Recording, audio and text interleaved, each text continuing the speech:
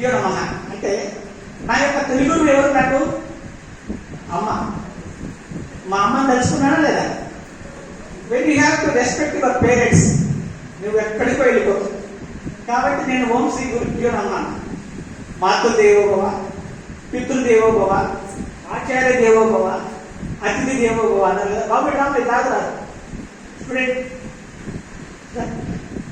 ఇవి రెండు నేను తినా, నువ్వు తినాలి. బాబు రామ తీసుకో, ఇది తీసుకో, చల్లగా అయితే తీసుకో, తాగు. అబ్బాయి కూడా ఇచ్చి ఎక్కడా చెప్పాడు మేడం, మధ్య మంచిది ఆచార్య దేవోభవ. చిన్నప్పుడు మనల్ని టీచర్ అంటారు కదా, మిమ్మల్ని టీచర్స్ అంటారా లేదా? ఇంటర్మీడియట్ ఏమంటారు? లెక్చరర్స్. ప్రొఫెషనల్ కాలేజీలో ప్రొఫెసర్స్ కదా. సో సంస్కృతంలో ఒక చక్కని పద్ధతి చెప్తారు.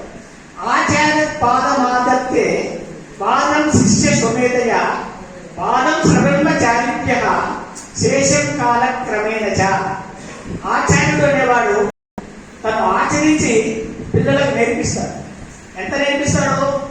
100% చెప్పిన వాడికి 25% మాత్రమే చెప్తారు.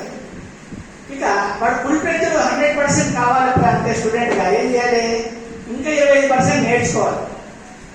25% ఏమో గురువుగా మీరు చెప్పారు, 25% ఆ అబ్బాయి ఏదో సమ్ ఎక్స్పెరిమెంట్ ఇచ్చారు, నేను చేయాలి అని కుతూహలంతో చేస్తాను. ఆ ఎక్స్పెరిమెంట్ చేసేటప్పుడు సహా విద్యార్థులతో కూడా సహాయం తీసుకుంటాడు.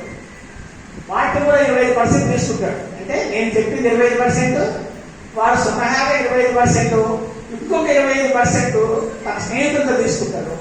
ఇక కాలం చేసే కాలం అంటే కాలం కూడా నేర్పిస్తాడు. వాడి అనుభవం ఎక్స్పీరియన్స్ మీద కూడా వాడు 25% నేర్చుకుంటాడు. అంటే మొత్తం ఫుల్ పెడితే ఎంతైనా 100%.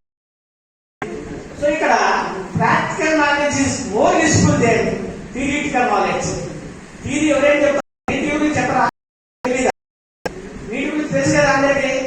కానీ ఆ టీచర్ అనేవాడు ఎటువంటి నీరు తాగాలి, శుద్ధ జలం అంటే ఏమిటి, దాన్ని ఏ విధంగా ప్యూరిఫై చేయాలి, వేస్ట్ మేనేజ్మెంట్ ఎలా